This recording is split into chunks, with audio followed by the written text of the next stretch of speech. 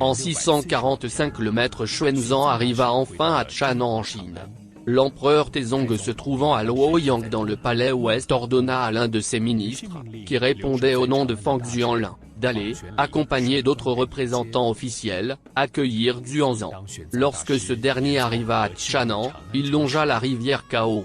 Là-bas étaient présents tous les ministres et dignitaires, y compris ceux des autres provinces, et beaucoup de gens ordinaires qui s'étaient rassemblés dans le but de souhaiter la bienvenue au maître Xuanzang.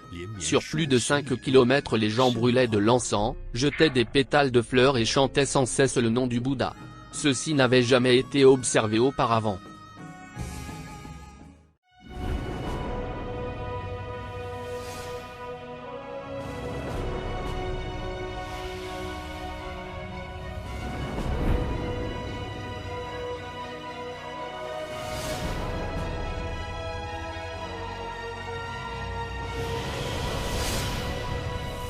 Le chemin de Xuanzang, une culture bouddhiste millénaire. Épisode 6.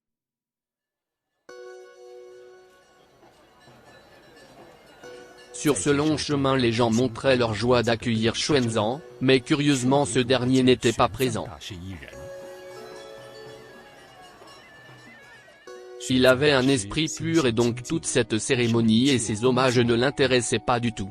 En ce moment il était assis tout seul dans une chambre tranquille et était en train de réfléchir à la manière dont il pourrait traduire les sutras en chinois et surtout comment commencer cette tâche titanesque. Après son retour en Chine, Xuanzang rencontra l'empereur Taizong dans son palais à Luoyang. L'empereur ne cachant pas son admiration devant la sagesse et l'éloquence de Xuanzang, il avait envie de profiter de ses conseils pour gouverner le pays. Il insista donc auprès de lui, pour qu'il renonçât à la vie monacale. Cependant Xuanzang avait fait le vœu de traduire les sutras et de propager l'enseignement du Bouddha, en dissipant tous les doutes qui existaient depuis longtemps en Chine. Il se vit dans l'obligation de décliner gentiment la proposition de l'empereur. Xuanzang demanda l'autorisation à l'empereur de se rendre au monastère de Shaolin, à la montagne Song pour se consacrer à la traduction des sutras. Mais l'empereur préférant le garder auprès de soi, ordonna à Xuanzang de rester au monastère Hongfu à Channan. D'ailleurs il désigna ce monastère comme l'endroit où la traduction allait être effectuée, le gouvernement apporta tout le support nécessaire à cette tâche. L'empereur chinois possédait un esprit ouvert et curieux et étant ambitieux, il demanda à Xuanzang de décrire son voyage en détail. Xuanzang s'exécuta et ses paroles furent notées par plusieurs de ses disciples. Ainsi fut-il créé l'ouvrage Rapport du voyage en Occident à l'époque des Grands Tang. Ce livre décrivait les 142 pays qui se trouvaient entre la Chine et l'Inde, leur culture, leurs histoires et leurs peuples. On pouvait y trouver une grande partie de l'histoire d'Inde de l'Antiquité au 7e siècle, ainsi que les descriptions détaillées des lieux géographiques, les distances entre les pays, des détails sur la culture, etc. C'était vraiment impressionnant. Encore aujourd'hui ce livre fait office de référence pour tous ceux qui veulent étudier l'Inde ancienne. Sans perdre du temps Xuanzang commença à traduire les sutras dans le monastère de Hongfu. Lorsqu'il eut fini son chapitre du Yogacarabhumi Sastra il présenta son travail à l'empereur. Ce dernier l'étudia en détail et reconnut que ce sastra était très approfondi et qu'il n'avait jamais vu une chose pareille auparavant. Il n'arrêta pas d'envoyer ses compliments à Xuanzang.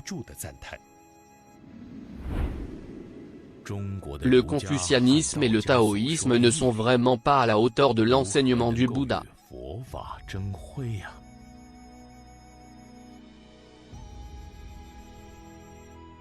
Xuanzang demanda à l'empereur d'écrire la préface du Yogacarabhumi Sastra. Ce dernier le fit et demanda que sa préface fût mise dans tous les sastras.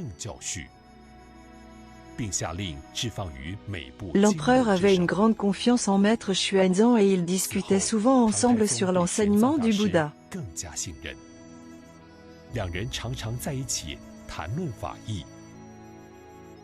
Un jour l'empereur demanda à Xuanzang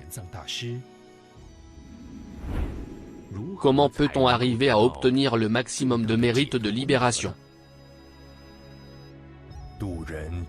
En encourageant les gens à devenir des moines et surtout en transmettant l'enseignement du Bouddha, parce que cet enseignement permet aux êtres sensibles d'avoir de la sagesse et de s'éloigner de l'ignorance.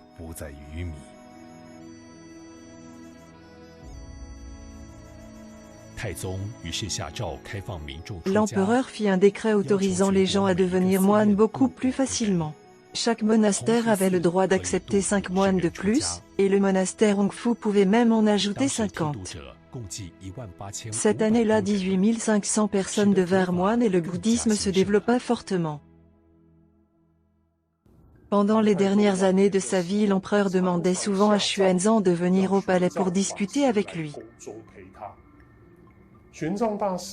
Xuanzang expliquait à l'empereur ce qu'était le vrai enseignement, ce qui lui permit d'obtenir un certain niveau sur le chemin de libération. Il n'avait plus peur et d'hésitation par rapport à la mort et à la naissance.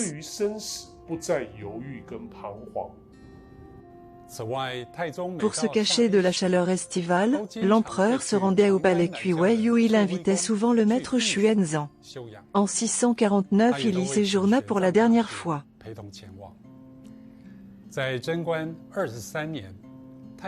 À ce moment-là Xuanzang avait 50 ans. Il était tout le temps à côté de l'empereur qui le considérait comme son frère et ils passaient leur journée dans des discussions sur le bouddhisme.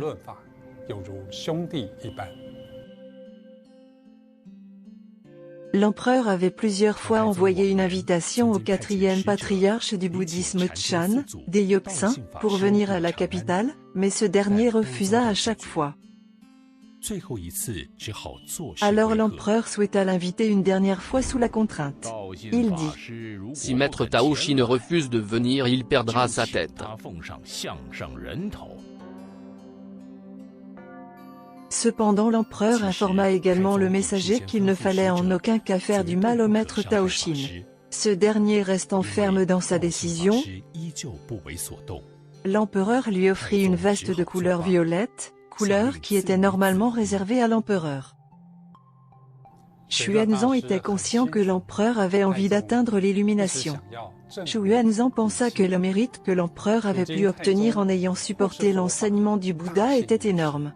Juste avant la mort de l'empereur, en pensant que de toute façon il n'aurait pas le temps de dévoiler le secret du Tathagata à une autre personne, Xuanzang utilisa la méthode Chan pour le guider vers l'illumination. Comme l'empereur était très doué et avait écouté souvent les explications du maître Xuanzang sur la 8e conscience, il savait que la conscience mentale n'était qu'une illusion. Par conséquent, avec l'aide de Xuanzang, l'empereur put prouver l'existence du Tathagata. Ensuite Xuanzang continua à le guider pour que l'empereur ne régressât et ne perdît son illumination.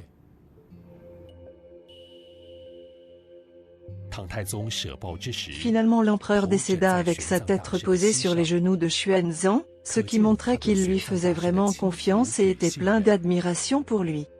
Avant sa mort, l'empereur a fait le grand vœu de continuer de protéger l'enseignement du Bouddha dans ses vies futures.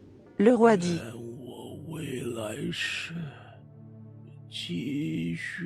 Je souhaite revenir dans ma prochaine vie en tant que roi afin de vous fournir le nécessaire pour la propagation du vrai enseignement à l'infini.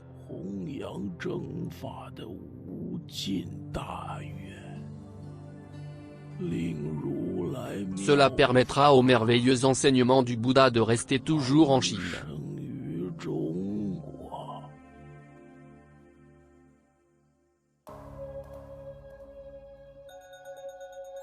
L'empereur décéda et son fils Gaozong lui succéda sur le trône. Quand il était encore prince, il avait fondé le monastère d'Axian. Il invita donc le maître Xuanzang à changer de lieu de traduction et à se rendre à Daxian. Gaozong considérait le maître Xuanzang comme son père et avait beaucoup du respect pour lui. Le maître Xuanzang avait gardé l'habitude de ses vies passées d'aider toujours les gens à progresser dans la pratique du bouddhisme. Si un pratiquant persévérait et aidait à la diffusion du vrai enseignement, s'il avait de surcroît un très bon fond, Xuanzang l'aidait à atteindre l'illumination. Cependant l'impératrice Wu Zetian avait entouré son fils Gaozong d'espions, ce qui empêchait le maître Xuanzang de le guider pour lui permettre d'atteindre l'illumination. Lorsque l'impératrice prit le pouvoir, elle apprit qu'il existait des méthodes pour s'illuminer. Elle suggéra à Xuanzang de la guider pour atteindre l'illumination, mais il trouva des excuses pour ne pas accepter. Par conséquent, n'étant pas sûr que le maître Xuanzang était vraiment illuminé, l'impératrice renonça à son projet. Heureusement, elle ne considérait pas le maître Xuanzang comme une menace pour son pouvoir. Ainsi le travail de traduction put continuer sans être affecté par ce changement de pouvoir. Quelques années plus tard l'impératrice entendit qu'au sud de la Chine vivait le 6e patriarche du bouddhisme Chan Yuan, qui était illuminé. Elle envoya des messagers dans le but de récupérer la méthode permettant l'illumination, mais ne réussit jamais dans cette tâche. Xuanzang passa beaucoup de temps dans le monastère de Daxian en se consacrant à la traduction et en expliquant également le vrai sens des sutras. Beaucoup de moines de différentes provinces venaient apprendre auprès de lui. Si jamais ils avaient des doutes ou des difficultés pour saisir l'enseignement, les explications de Xuanzang leur permettaient de comprendre ce qui les rendait très contents.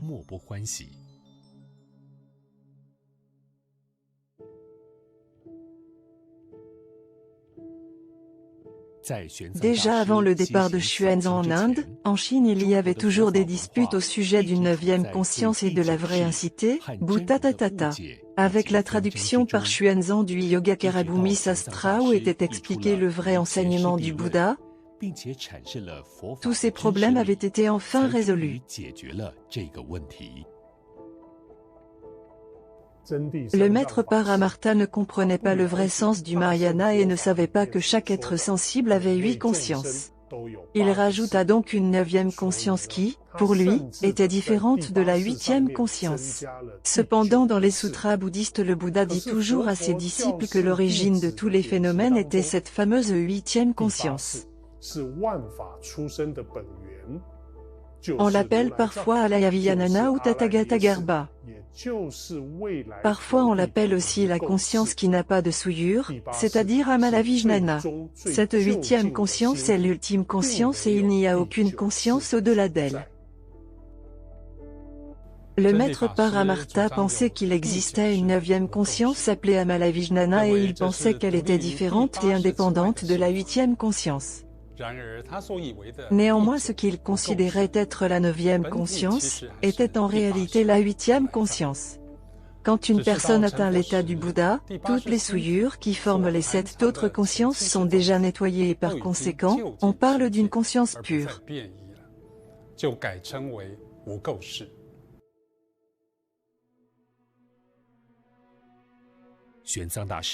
Xuanzang montra que le Yogacarabhumi Sastra était le sastra fondamental du Mahayana et que dans l'enseignement du Bouddha il n'y avait que 8 consciences et pas une de plus. Ça c'est la base de l'enseignement du Mahayana. Avant de voyager à l'ouest, le maître Xuanzang avait déjà compris que la 8e conscience ne pouvait jamais être modifiée ou contaminée. Tout le monde est égal par rapport à la capacité de devenir Bouddha et cette capacité ne s'obtient pas par la pratique. Même un Nikantika a cette capacité. C'est pour cette raison qu'on dit que la nature de Bouddha est constante. En même temps, les 7 consciences précédentes peuvent être modifiées. Il faut qu'une personne pratique pendant de longs kalpas pour devenir Bouddha. Et ce n'est qu'alors que ces 7 consciences précédentes ne peuvent plus être changées. À ce moment-là, la manifestation de la nature de Bouddha de cette personne aura Krtyanustanainana, c'est-à-dire la sagesse qui permet de tout réaliser complètement. Grâce à cette sagesse, la nature de Bouddha est permanente dans le présent et dans le futur. Par contre, avant de devenir Bouddha, la nature de Bouddha n'est ni permanente, ni impermanente. Auparavant en Chine il y avait toujours un débat pour savoir si la nature de Bouddha était permanente dans le présent ou elle serait permanente dans le futur.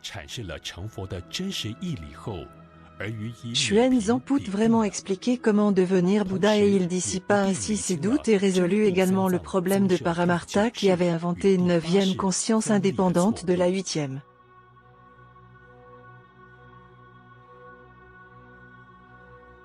Avant, les traducteurs de sutras en Chine n'avaient pas le niveau suffisant et pour eux c'était difficile de ne pas commettre des erreurs pendant la traduction.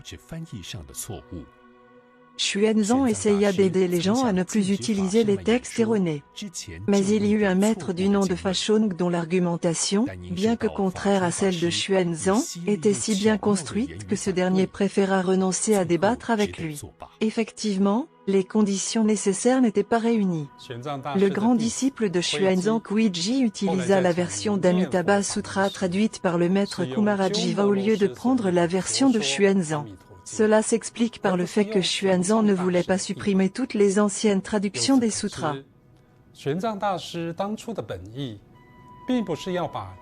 Il voulait simplement que les gens n'utilisassent pas les traductions qui contenaient des erreurs pour éviter de contourner le vrai sens du bouddhisme et guider ainsi les gens dans la mauvaise direction.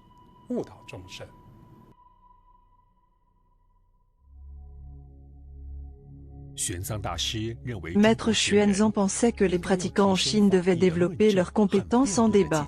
Il commença donc à traduire les textes du bouddhisme logique, Etuvidya. Le mot sanskrit Aichitiyu signifie la cause.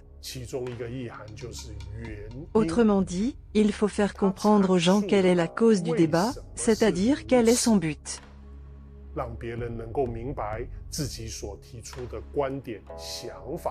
Selon l'explication bouddhiste, il faut expliquer quelle est la cause et à partir de là, développer le sujet pour permettre aux auditeurs de comprendre et ensuite d'accepter. Il est nécessaire d'apprendre à utiliser ce type de technique parce qu'il était très courant en Inde à l'époque du Bouddha.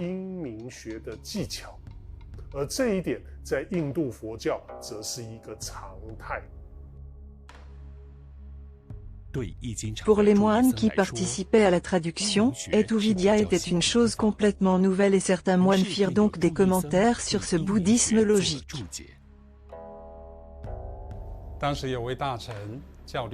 À cette époque, il y avait un ministre qui s'appelait Lu Seai. Il se croyait supérieur aux autres et écrivit des textes pour critiquer les commentaires des moines sur Etuvidya. L'empereur Gaozong invita le maître Xuanzang pour faire un débat avec Lu Seai. Xuanzang réussit à montrer l'absurdité de ses idées avec très peu de mots et Lu Seai ne savait plus quoi dire.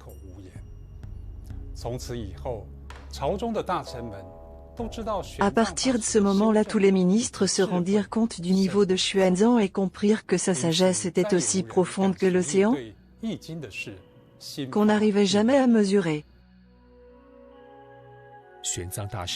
Plus personne n'osa faire des commentaires sur la traduction.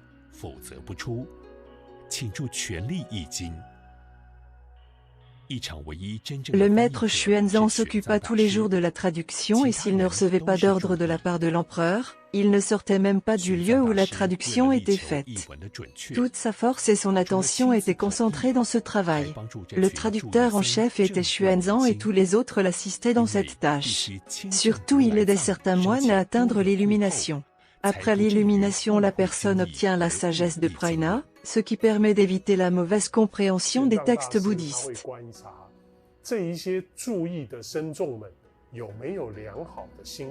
Xuanzang observa également tous les moines qui participaient à la traduction pour s'assurer qu'ils avaient un bon fond, les mérites nécessaires, que les conditions étaient réunies pour que ces gens atteignissent l'illumination. Ensuite il les aidait à franchir les derniers obstacles qui les séparaient de l'illumination, et ainsi ils pouvaient traduire plus vite et avec une meilleure qualité et une plus grande précision. Xuanzang était conscient que pour que le bouddhisme pût exister plus d'un millénaire en Chine, il y avait besoin de plus de gens illuminés pour se partager les responsabilités. Xuanzang passa beaucoup de temps à aider de nombreuses personnes à atteindre l'illumination. Si les conditions nécessaires pour une personne étaient réunies, il n'hésitait pas à la guider vers la 8e conscience, Tathagata-garbha. Dans le lieu de traduction, il y avait environ 100 élèves qui vivaient avec Xuanzang, et toutes les chambres étaient remplies. Il profitait de cette opportunité pour apprendre auprès de Xuanzang. Tous ces élèves pratiquaient depuis de nombreux kalpas, mais malgré toute leur pratique, ils n'arrivaient pas à comprendre en profondeur. Xuanzang réussissait à leur expliquer avec des mots simples, ce qui ne manquait pas de les aider à éclaircir. L'ambition de Xuanzang de propager l'enseignement ne se limitait pas à la Chine. Un moine qui s'appelait Dosho était venu en Chine pour étudier avec le maître Xuanzang. Ce dernier put observer que Dosho avait un très bon fond et que dans ses vies passées il avait aidé beaucoup de gens à s'approcher du bouddhisme. De surcroît, dans sa vie précédente, il avait déjà croisé Xuanzang pendant son pèlerinage. Au moment où Xuanzang mourait littéralement de faim, il lui avait offert une poire. Xuanzang avait l'intention d'aider Dosho à atteindre l'illumination pour qu'il pût retourner au Japon et propager l'enseignement là-bas. Xuanzang lui dit: J'aimerais que tu puisses apprendre la méthode du bouddhisme Chan et propager l'enseignement au Japon. Dosho était très content d'apprendre cette méthode et il la pratiquait avec beaucoup d'enthousiasme. Selon les archives historiques, si Dosho atteignit l'illumination, c'était parce que Xuanzang lui avait expliqué en privé la méthode du bouddhisme Chan, et surtout parce qu'il lui avait dévoilé le secret du Tathagata-garbha. Par contre, n'ayant pas pratiqué pendant de nombreux kalpas, même après son illumination, Dosho ne put se débarrasser de tous ses doutes et s'attacha beaucoup à l'apparence de l'enseignement. Pour qu'il pût vraiment acquérir la méthode du bouddhisme Chan et valider son illumination par un maître de la lignée du bouddhisme Chan, Xuanzang recommanda à Dosho d'aller pratiquer avec Huiman. En fin de compte, Dosho reçut également la confirmation de son illumination du maître Huiman et étudia avec lui le Lankavatara Sutra. Lorsque Dosho retourna au Japon, Xuanzang lui donna beaucoup de sutras, images du Bouddha et aussi ses reliques pour qu'il pût propager l'enseignement au Japon. À l'époque de Xuanzang, l'école de Chan n'était pas très répandue. Le lieu de traduction se trouvait sous la surveillance de l'impératrice Wu qui avait envoyé ses proches pour surveiller la traduction et relire les textes sous prétexte que ces derniers devaient être rendus plus compréhensibles pour les Chinois. C'est pour cette raison que les traducteurs faisaient très attention de ne pas dévoiler la méthode d'illumination, pour ne pas créer de conséquences imprévisibles. D'ailleurs, tous les disciples illuminés jurèrent de ne pas dévoiler la manière d'atteindre l'illumination. Ceci est la raison pour laquelle la plupart des gens ne sont pas conscients de cette méthode.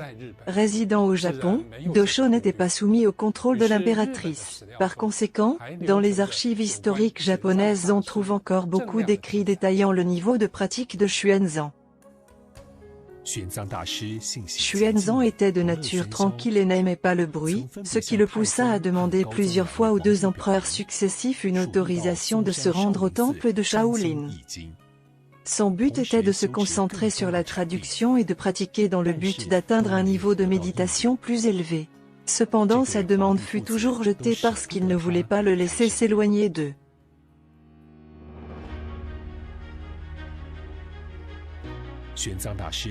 Dans le prochain épisode nous verrons que Xuanzang resta à la capitale pour continuer la traduction.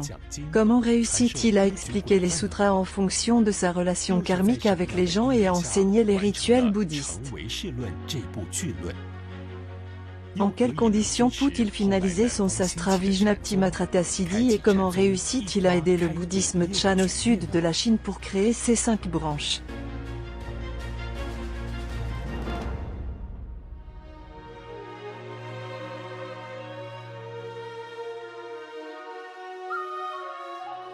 Son cœur était pur et il n'était pas attaché à la fortune et à la bonne réputation, en sorte qu'il s'éloignait de la politique et de la célébrité.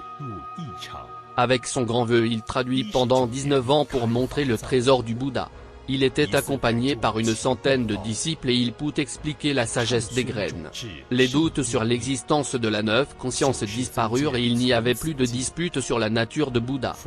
Il aida Dosho à atteindre l'illumination pour qu'il pût propager l'enseignement du Bouddha au Japon. Il aida beaucoup de moines à s'illuminer à travers son enseignement. Sa lumière ne s'éteignit jamais et illumina la porte du bouddhisme pour dissiper l'obscurité devant les maîtres du Mahayana pendant un millénaire.